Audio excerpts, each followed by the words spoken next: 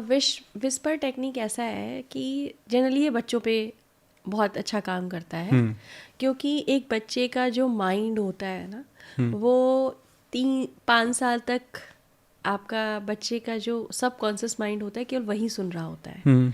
उसके ना तो लेफ्ट ब्रेन एक्टिव होते हैं ना तो राइट ब्रेन एक्टिव होते हैं। ठीक है, तो उस वक्त आप उस बच्चे को कुछ भी विस्पर, मतलब जब आपका बच्चा सो रहा है, ठीक है, या आप उसके साथ खेल रहे हैं या आप उसको तैयार कर रहे हैं स्कूल के लिए। मैं बेसिकली मेरी बच्ची को तैयार करती थी तो ये सब बोलती थी, ठीक है। तो आप उसको बोलो ना कि आप बहुत अच्छे बच्चे हो, आप बहुत प्यारे बच्चे हो, आप बहुत ओबीडियंट हो। तो आप उसके कानों में ये बोल रहे हो ना। एक बच्चा सोते समय भी उसका सबकॉन्शियस माइंड ज़्यादा एक्टिव होता है, और उस वक्त जब आप बोल रहे हैं तो वो उसे ग्रैब करता है, और जब वो बड़ा होता है तो आप देखोगे उसके जो व्यवहारिक ट्रेट्स हैं वो बिल्कुल वैसे होते हैं। एक्चुअली मैं इस चीज़ को प्रैक्टिकल करता हूँ। मैं थोड़ा सा एक किस्सा बताता हूँ। मेरा बेटा 3.5 साल का, ठीक है। रात को कई बार वो वैसे अपनी मदर के पास सोता तो रात को उठ के आता है, पापा मुझे आपके पास सोना, आप बहुत अच्छे लगते हो, अच्छा, आप बहुत अच्छे हो। मैं कहता हूँ बेटा आप भी बहुत अच्छे हो। मतलब कभी मैं कभी वो, तो उसका वो पैटर्न बन चुका है। जब भी मेरे पास आएगा पापा आप बहुत अच्छे हो, मैं क्या बोलूँगा, बेटा आप बहुत अच्छे हो, है ना। धीरे धीरे उसके कॉन्शियस से वो सबकॉन्शियस में डेवलप हो गया। हाँ। Yes, right. अच्छा, साक्षी मैम, आपने देखा होगा आजकल है ना लोग इमोशनली बड़े वीक होते जा रहे हैं। इमोशनली स्ट्रॉन्ग कैसे बना जाए? बहुत अच्छा क्वेश्चन है, क्योंकि सारा खेल इमोशंस का है कि इमोशनली कैसे स्ट्रांग बनते हैं। देखिए, आपके पास इमोशनली वीकनेस तभी आ रही है जब उसके कोई भी जड़ आपके बचपन में या टीनेज में बोए गए हैं। ठीक है, आप देखिए जो भी व्यक्ति इमोशनली स्ट्रांग है, आप उसके पैटर्न बचपन में जाकर या टीनेज में जाकर देखेंगे ना, तो आप देखेंगे कि वो जो उसकी परवरिश हुई है ना, वो बहुत स्ट्रांग और स्ट्रेंथन पेरेंट्स ने करी है। उसके साथ ऐसी इवेंट्स किए हैं जिसकी वजह से वो इमोशनली स्ट्रांग है। आप एक 18 साल के बच्चे को ये उम्मीद नहीं कर सकते कि आप उसको अब इमोशनली स्ट्रांग कर सकते हैं अपनी बातों से, या उससे कह दे तुम इतना इमोशनल क्यों हो, तुम तो बड़े हो गए हो। वो ट्रेनिंग देने की ज़रूरत बच्चे को छोटे से ही है कि वो इमोशनली स्ट्रांग हो। जैसे ही बच्चा 7 साल क्रॉस करता है, क्योंकि 7 साल तक वो, आप 7 साल तक उसको इमोशनली स्ट्रांग वे में कोई वैसी प्रैक्टिस नहीं करा सकते हो। विस्पर टेक्निक कर सकते हो, उसको मेडिटेट करा सकते हो, योगा करा सकते हो, आप उसके साथ ज़्यादा समय बिता सकते हो, ठीक है। लेकिन क्योंकि 7 साल के बाद उसका लॉजिकल माइंड बनना शुरू होता है, ठीक, और इमोशंस का ज़्यादा जो एक्सपेक्ट आता है वो लॉजिकल माइंड से आता है, ठीक है, क्योंकि वहाँ से वो सही गलत चुनना शुरू करता है। अब आपने कहा कैसे बना सकते हैं, वहाँ से शुरुआत कीजिए अपने बच्चे को इमोशनली स्ट्रांग बनाने की। पहली चीज़, मान लीजिए कि वो बच्चा बहुत बड़ा हो चुका और जनरली आपको कोई ऐसी चीज़ करनी है जहाँ पे आप इमोशनली स्ट्रांग हो सकते हो। सबसे पहले यही है कि आपको अपनी सेल्फ के अंदर के जो भी इमोशंस हैं नेगेटिव वो हटाइए, प्लस आप चक्रा कर सकते हैं।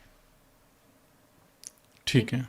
चक्रा इसलिए क्योंकि आप जितनी लाइफ जी चुके हैं उनके जो भी नेगेटिव एक्सपेक्ट्स हैं वो सब कुछ अंदर कहीं ना कहीं फेजेस में आपके चक्रास में है, ठीक।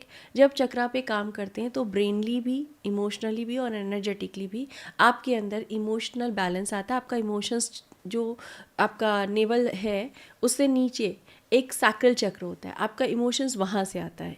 उस चक्र को अगर आप बैलेंस करते हैं तो आप इमोशनली बहुत स्ट्रांग होते हैं। और एक छोटी सी रेमेडी भी देना चाहूँगी जो मैंने खुद अपने लिए बहुत अच्छे लेवल पर करी है, मैं ऐसा कह सकती हूँ, और मेरे साथ मैंने बहुत सारे और मेरे साथ जुड़ने वाले को भी दिया है और उनको भी इसका फ़ायदा मिला है।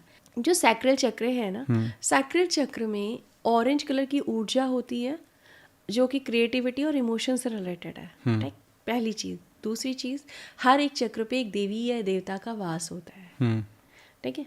आपके सैक्रल चक्र पे देवी का वास है, शक्ति का वास है, ठीक है। जैसे रूट चक्र पे गणेश का वास है, वैसे ही सैक्रल चक्र पे देवी का वास है, शक्ति का वास है। आप सैक्रल चक्र का ध्यान यानी नाभि से नीचे के पोर्शन, क्योंकि आप देखो ना एक लेडी के अंदर जो प्रेगनेंसी बच्चा जो कंसीव करती है ना, वो भी जो यूट्रस वाला एरिया होता है वो वहीं होता है, और सैक्रल चक्र एक जननी यानी माँ से रिलेटेड है। उस एरिया को ध्यान में रखते हुए माँ को ध्यान करते हुए आप वहाँ पे कोई भी चैंटिंग, दुर्गा माँ की या किसी भी चीज़ की चैंटिंग करते हैं तो आपके अंदर एक स्ट्रेंथन आता है। मैं सर्व मंगल मांगल्य कराती हूँ, जैसे सर्व मंगल मांगल्ये शिवे सर्वार्थ साधिके शरण्ये त्र्यंबके गौरी नारायणी नमोस्तुते। ठीक है, मैं लिखित तौर पे दे रही हूँ, हर वुमेन को करना चाहिए, मेंस को भी करना चाहिए। फेमिनाइन एनर्जी वहाँ से बहुत स्ट्रांग होती है। आप 11 दिन बैठ करके, जितनी देर आपका मन लगे उतनी देर बैठकर इस मंत्र को करना शुरू कीजिए। 11वें दिन आपके चैनल पे आके जिसको ये इमोशनली स्ट्रांग हो गया, जिसको अपने अंदर शक्ति का अनुभव होने लगे, वो ज़रूर आकर कमेंट कीजिएगा कि डेफिनेटली ये बहुत रिजल्ट देता है। आपका पूरा इमोशनल पावर हाउस वही है। जी साक्षी मैम, हम ऑफ कैमरा बात कर रहे हैं कि आप भी अपनी लाइफ में एक बार डिप्रेशन पे गए थे, क्यों गए थे उस पर डिस्कशन नहीं करेंगे। मैं सिर्फ ये जानना चाह रहा हूँ, जब आप डिप्रेशन में गए थे तो आप मतलब उस डिप्रेशन से कैसे बाहर आए, क्योंकि आज के दिन बहुत सारा यूथ ऐसा है कि डिप्रेशन में जाके, फ्रस्ट्रेशन में जाके सुसाइड तक अटेम्प्ट कर रहा है ना। तो कैसे, अगर कोई डिप्रेशन में है, वो कैसे अपने आप को डिप्रेशन से बाहर निकाल सकता है? बिल्कुल, देखिए डिप्रेशन आने के पीछे कोई ना कोई तो कारण होता है। Right. कोई ना कोई इवेंट होता है, कोई इमोशनल ब्रेक होता है, किसी तरह के फेलियर्स हो सकते हैं, मतलब वो कोई भी इवेंट हो सकता है जिसने आपको इमोशनली ब्रेक किया है। Yes. ठीक है, सबसे पहले कि जिस कारण से आप इमोशनली ब्रेक हुए हो उस कारण को एक्सेप्ट करो। Now it's happen. आप इमोशनली तब तक परेशान हो, तब तक डिप्रेशन में हो, जब तक आप एक्सेप्ट नहीं करते हो कि ये चीज़ हो चुकी है। स्टेप 1 एक्सेप्ट करो, एक्सेप्टेंस। ठीक है, ठीक है, पहला यही है कि मैं तब तक परेशान होती रही जब तक मैंने ये एक्सेप्ट नहीं किया कि ये हो चुका है। ठीक है, कोई भी इंसान जब तक ये एक्सेप्ट नहीं करता है जिस वजह से वो परेशान है कि it's happen, now what, now what. अब व्हाट के पीछे ना वाई भी ढूंढना होता है। मतलब वाई मी नहीं करना डिप्रेशन में, कि वाई मी। हाँ, वाई मी नहीं करना है, वो पहले स्टेट में आता ही आता है मन जी। हाँ, कि वाई मी, मेरे साथ ऐसा क्यों हो रहा है, ऐसा क्यों है, वो पहले स्टेट में आता है। लेकिन जब आप एक्सेप्ट करते हो कि वाई मी का क्वेश्चन आ गया ना, तो नाउ एक्सेप्ट दैट कि अब ये हो चुका है, मुझे कैसे इससे बाहर निकलना है। क्योंकि जैसे आप एक्सेप्ट करोगे ना, आपके पास 50 ऐसे रास्ते खुल जाएंगे कि कैसे इसे ठीक करना है। ठीक है, ठीक है, मैं हीलिंग का हेमंत जी भी नहीं जानती थी, मुझे ये भी नहीं पता था कि ये भी कोई इंडस्ट्री होती है। ठीक है, मुझे नहीं पता था रेखी कोई चीज़ होती है, मुझे सीरियसली नहीं पता था कि NLP कोई चीज़ होती है।